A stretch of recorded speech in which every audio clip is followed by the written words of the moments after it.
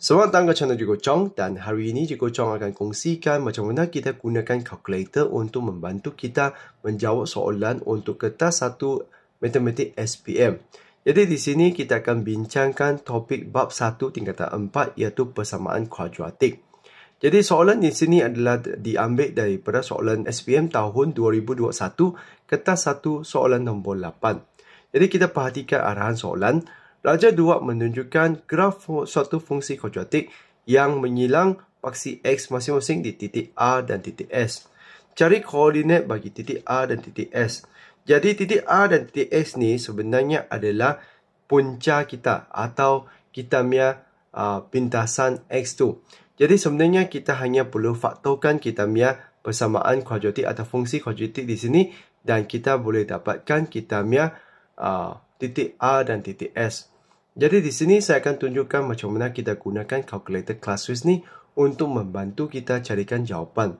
Jadi pertama sekali anda tekan on. Lepas tu pergi ke bahagian menu. Cari equation. Jadi equation tu adalah bahagian A lah. Atau kita lihat yang equation tu tekan sama dengan.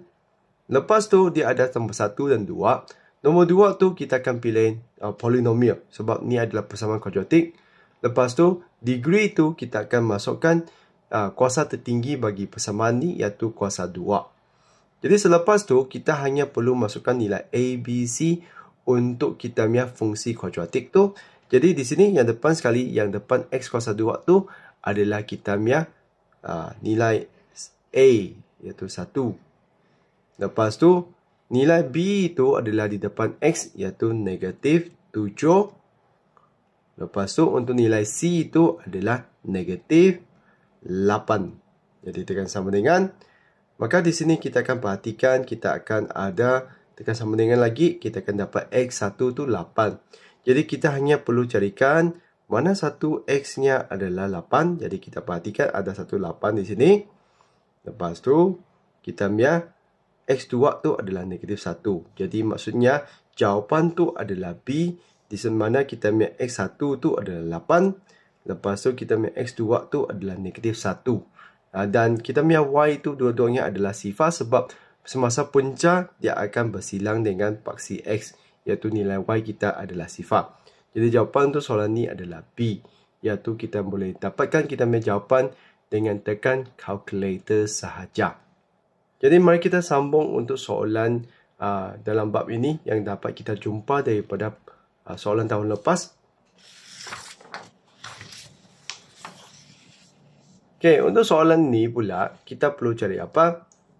Ini adalah soalan tahun yang sama iaitu soalan SPM tahun 2021 kertas 1 soalan nombor 8. Jadi di sini kita perhatikan cari punca-punca bagi persamaan kuadratik yang ini.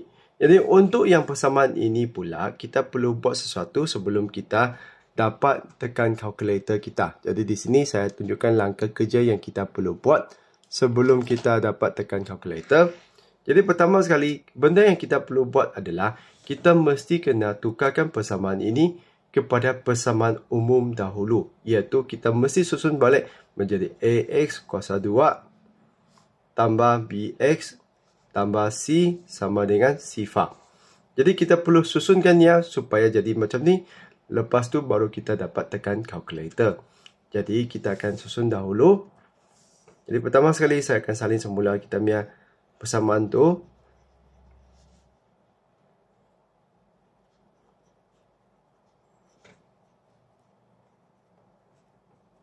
Okey, selepas tu kita darab masuk yang ini. Darab masuk. Jadi kita akan ada X kuasa 2 tolak 4X. Lepas tu kita darab masuk. Semasa kita darab masuk tu, kita perhatikan 3 ini, kalau kita nak bahagikan memang tak dapat bahagi. Jadi apa kita buat? 3 itu kita bawakan ke depan. Manakala kita hanya darabkan 4 tu ke belakang ni. Jadi kita darab masuk, kita dapat 3X kuasa 2. Tolak dengan 12X. Lepas tu 4 darab 2 tu 8. 4 darab dengan ni, kita akan pemudahkan iaitu 4 dan 2 tu akan bahagi 2. Jadi dia akan dapat 2X. Selepas tu kita akan pindahkan semua ni ke depan. Jadi 3X kuasa 2 tolak 12x tambah 2x tolak 8 sama dengan kita ambil sifar. 3x kuasa 2 tolak 10x tolak 8 sama dengan sifar. Jadi kita hanya boleh gunakan kalkulator. Tolong kita cari jawapan selepas kita sudah memudahkan kita ambil persamaan kuadratik dalam bentuk umum. Jadi sekarang kita hanya perlu tekan kalkulator untuk dapatkan jawapan. Jadi sekali lagi kita perlu sampai ke peringkat ni, masukkan nilai ABC kita. Nilai A kita tu adalah 3. Nilai B kita tu adalah negatif 10. Lepas tu nilai C kita tu adalah negatif 8. Jadi tekan sama dengan. Okey, yang pertama tu kita akan dapat 4. Jadi X1 4 maknanya sama ada D atau C. Lepas tu kita tekan sama dengan lagi, kita dapat negatif 2/3, iaitu yang ini. Jadi jawapan kita adalah C. Jadi begitulah caranya macam mana kita gunakan kalkulator untuk membantu kita menjawab untuk soalan daripada bab 1 tingkatan 4 ni.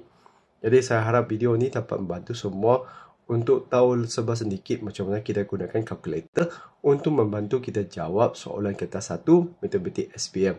Jadi begitu saja perkongsian kali ini. Kalau rasa video ni membantu, jangan lupa untuk tekan like dan subscribe channel Cikgu Chong. Sekian terima kasih, kita jumpa lagi.